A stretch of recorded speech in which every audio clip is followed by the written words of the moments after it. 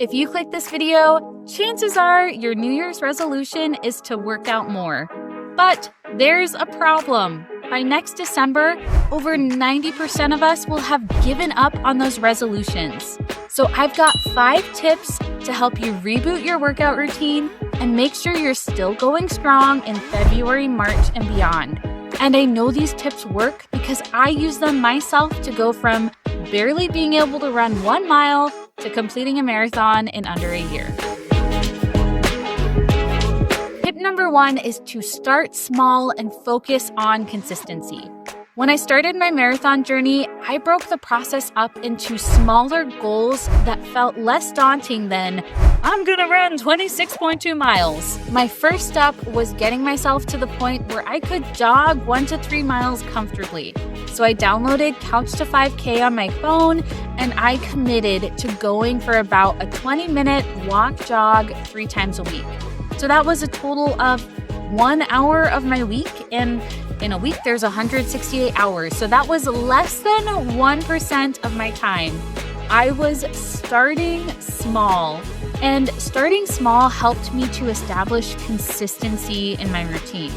If I'd gone big and said, I'm gonna work out 5 days a week for an hour a day, and I'm gonna learn how to weight lift and all these other things in preparation for my marathon, I would have probably gotten super excited about my idea and been really jazzed, and then immediately failed to follow through. And I'm not the only one out there saying this. James Clear, the author of Atomic Habits, also talks about the power of focusing on consistency over intensity. And if you're starting from zero, there's no judgment here on how small you go. Maybe for you, rebooting your workout routine looks like adding a 15-minute walk 3 times a week to your schedule. The key here is to build the habit, and once you've done that, you can add more time and intensity on top of that. And what helped me as I was ramping up that intensity in my marathon training after I had started small was my next tip, which is find your motivation. I recently learned about Gretchen Rubin's 4 Tendencies framework, and I think this is really a game changer in helping yourself stick to your goals. In her framework, people tend to fall into 4 categories. First, there are upholders. And these are folks who respond to both internal and external expectations.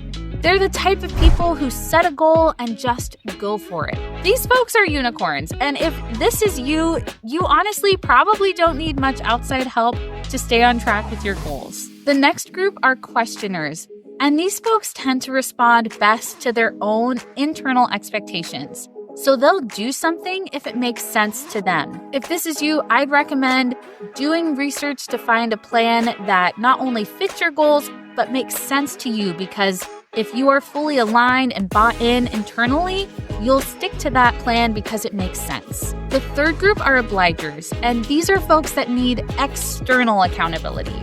If this is you, you're great at showing up for others, but when it comes to sticking to your own goals, it can be tough. And we're going to talk about this more in a little bit because I am an obliger. And lastly, there are rebels who tend to resist all expectations. Gretchen Rubin says their motto is, you can't make me and neither can I. These folks value freedom and doing things their own way. So if you're a rebel, you probably don't want to box yourself into rigid routines, and you might consider an approach where you try mixing it up on the regular and keeping things fun. Again, as for myself, I am definitely an obliger, and I had several external motivators that were helping me along my marathon journey. First of all, I decided that I wanted to run my marathon when I was 26 years old so that I could say I did 26 miles when I was 26. And that meant that I had a finite amount of time to achieve my goal. I also told everyone I was doing it. I told my coworkers, I told my family, I told my friends. Everyone knew I was doing this, and they regularly asked me about it, and so it kept that external accountability and pressure going. I also joined a running group, which made me feel like I had to show up for trainings, even when I didn't want to, because I'd paid for it and I had also made friends there. So I had the external pressure of, one, just a calendar year going by. I was only going to be 26 once. and also the external accountability of the people around me and the folks in my running group that help to keep me motivated. So before you even start this journey, ask yourself, what do I need to stay motivated when the initial excitement about my New Year's resolution inevitably wears off? My next tip is to track your progress, but specifically progress that isn't how many pounds you've lost. When I started marathon training, I had this vision that I was just going to be shedding pounds left and right. But remember, tip number 1 was starting out small. And I'll be honest, I knew that if I didn't see the scale moving fast enough, I was going to get discouraged. So I actually paused checking on my weight, and here's what I did instead. I took a picture of myself every week. And after a few months, when I started to hit a motivation slump, I would go back and look through all those pictures, and I could see the progress plain as day in those photos, and it really helped reinvigorate me. Even though when I did occasionally step on the scale, it wasn't moving quite as fast as I would have liked it. And sometimes it didn't move at all. I also tracked things like my time per mile, my longest distances, my overall endurance, things like that.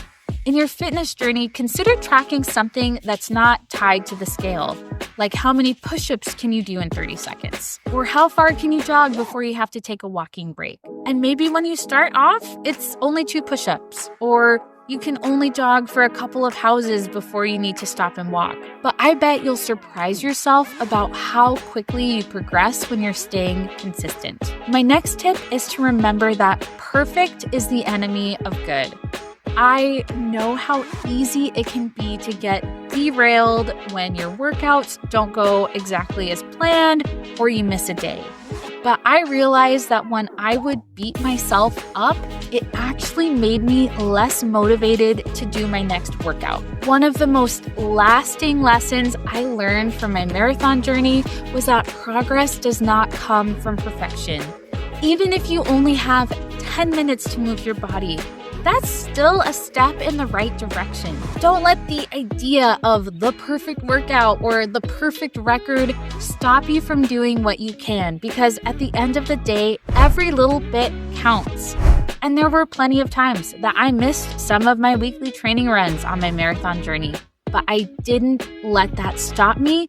And that was one of the things that really helped me stay consistent and end up crossing the finish line. And on the weeks that it was especially hard for me to keep going, I leaned into this next tip, which is to visualize success. One of my running coaches told me that the most important distance in a race is the 8 inches between your ears. Keeping your mind focused on your goal can be a great tool to stay positive, even when the workouts feel tough or your motivation is low. Every time I ran, even if it was a piddly-diddly short training jog, I imagined myself crossing the finish line of my marathon. As you set out on your New Year's resolution, remind yourself regularly of why you're doing this. It's fuel that can get you through even the hardest workout. And again, no judgment of your why.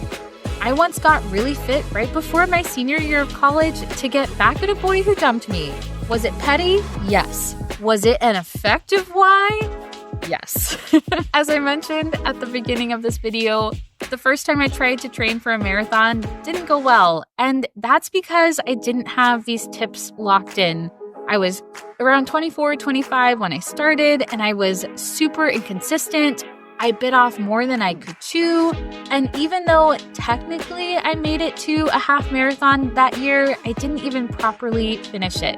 I cramped up horribly, and I just gave up on running to the point where I couldn't even fully and confidently run a mile by the time I started back up again when I was 26. But when I put these tips into practice, it gave me the boost I needed to run that race. And my last bonus tip is don't buy equipment before you have actually established your habit. And I know that it can be so tempting as a way to motivate ourselves to say, okay, I'm going to go out and buy all the clothes, all the equipment, all the exercise gear. But so often the things that we buy give us these kind of shallow promises. And they say, oh, if you buy me, you'll be motivated to work out at 5 a.m. tomorrow morning. But sometimes those promises fall short, and it can lead us to feeling super discouraged. And again, that's a dangerous place to be when you're trying to establish a habit, especially one like working out more, because it just gives us even more off-ramps to give up or to quit along the way. So my recommendation for you is to give yourself maybe a month to really establish a habit before you start buying anything.